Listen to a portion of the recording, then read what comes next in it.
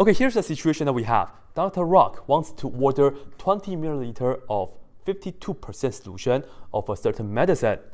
However, the pharmacist only has bottles of 40% and 70% solution. And the question is, how many milliliters of each that we have to use in order to make this happen? And this is what I suggest you guys to do to organize your information, okay? First of all, remember, we only have 40% and also the 70% solution. And let me just draw those things right here for you guys. So this is like the first bottle, if you would like, and this is the second bottle. And let's label, here is the 40%, and here is the 70%, okay? And somehow we want to mix them, and in the end, I want to get, well, it says 52%. And keep in mind, we cannot just add the percentages.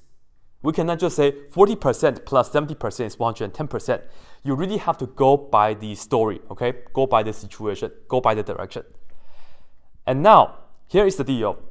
Do we know how many milliliters of this we have to use? We don't, right? And that's the, the opportunity for us to use the variable. I'll just call that to be x. And likewise, do we know how many milliliters of the 70% solution that we have to use? We don't need it, right? So I will just put down y. How about at the end right here, at the end of the process, how many milliliters do we have at the end? Well, it says we want to order 20 milliliters of the 52% solution. So this number shall be 20 because right here it says so. And if you look at this right here, this is about the milliliters. These are about the volumes. We can add them up, okay? It's just like when you have 5 milliliters plus another 6 milliliters, 5 plus 6 is 11 milliliters. That's okay for us to add. And now, this is the first equation, and you notice that we have two unknowns. We have to come with the second one so we can actually solve the system of equations. To do so, you look at the concentration, which is 40%. You change that to decimal, and this is going to be 0.4. 70%, you also change that to decimal, which is 0.7. And 52% is 0.52. And now, we will take the concentration times the volume. So for the first part, we will get 0.4 times x, okay? And then the second one right here, we get 0.7 times y. And we also have to do this times that. So let's put down 0.52 times 20. And when we do this, volume times the concentration, that will give us the actual amount of the substance of the medicine that we want. And we can actually add these two up together and make equal to this. And this is the system of equations that we have to use to solve for this situation. And now the rest is just solving for this part. So I will do that for you guys right here. Let me put down x plus y equal to 20. And then we will have the second one, 0.4x plus 0.7 y equal to, can we multiply this out? Yes, right? So 0.52 times 20, it will give you 10.4. And now, how would you like to solve this system of equations? Let me suggest you guys use elimination because it's usually easier. And let me just eliminate x. So the lowest common multiple of 1 and 0.4, I want to make both of these numbers 0.4, okay?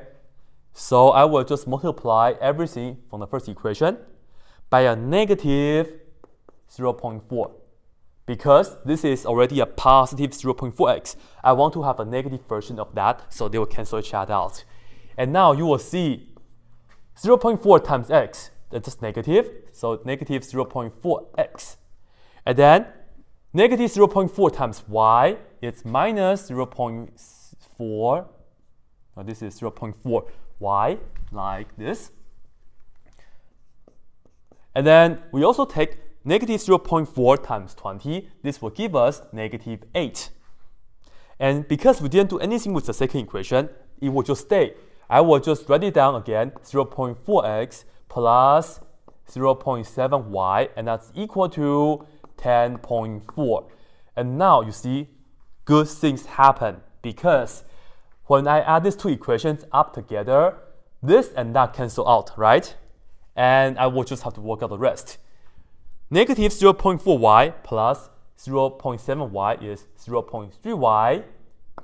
And then negative 8 plus 10.4, it's going to be positive 2.4. And now we can just go ahead and divide both sides by this number, namely 0.3. Divide both sides by positive 0.3. And we will get the y by itself, and this is equal to 2.4 divided by 0.3. You can use a calculator if you would like, but at the end you'll get 8. And now, don't forget, we also have to figure out what x is in our situation, okay? So now let's come back. We know y is equal to 8 already. Let's plug in this into the first equation because it's easier. We know now x plus 8 for the y. It will be 20. And of course, we can just minus 8 on both sides. They cancel. And then I will end up with x equal to 12. So this is pretty much it. However, at the end of all the work, you have to make sure you answer the question carefully. Because this is a situation question. The x and y, they do mean certain things. So let me just go over this with you guys. This 12 means that, let me write this down, this is the answer. This 12 means we will have 12 milliliters of, and if you guys look back to the picture, x stands for the 40% solution. So we can just write down 12 milliliters of the 40% solution, okay? And on the other hand, the 8 for the y is the 70% solution. So that means we have 8 milliliters of the 70% solution.